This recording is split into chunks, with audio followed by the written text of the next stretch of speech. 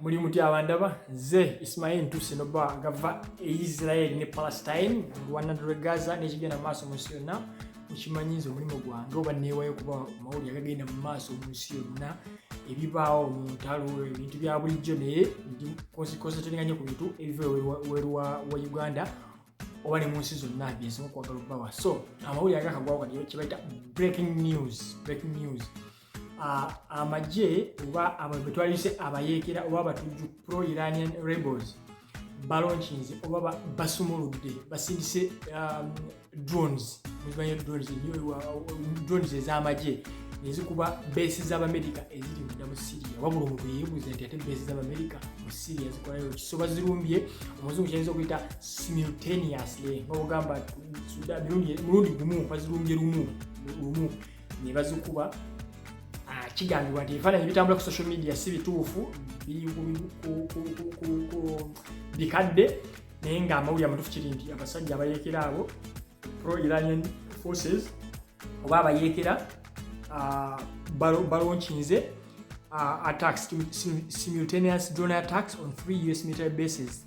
The facilities at Al-Tanf, Al-Shaddad and Al-Omar were hit.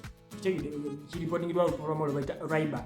So bases bazita bagiyita Al-Tanf, Al-Shaddad and bagiyita Al-Omar bazikubye. So naye bagamba nti okugamba extent oba obwenkanyibwa okugamba obulumi oba n'okukuba kwenkana ki ekiba damage oba okwonoona okubaddewo tekunaba kumanyibwa.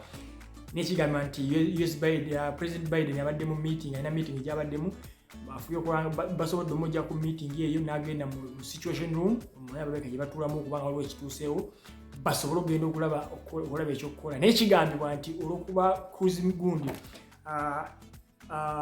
bazita batya aircraft carriers mu Luganda amaato agamalwanyi gayingira ddala gali ku Mediterranean gali kumpi ne Israel. Kigambibwa nti ssaawa yonna Abamerika bagenda kulunkinga cruise missiles nga bwe kyali mu 2017-18 era ekyaliwo nga balumba Abahamas abo bagezaako okukola effujjo Abamerika ne bakola ne bakiyingiramu. So kigambibwa nti kati ssaawa zino tikiriko nakubuuza essaawa yonna Amerika agenda kulunkinga cruise missiles okuyingira mu ki okulumba Israel okukuba abayeekera abo. So diga mawuli agaliwo mubeere bulungi mweraba.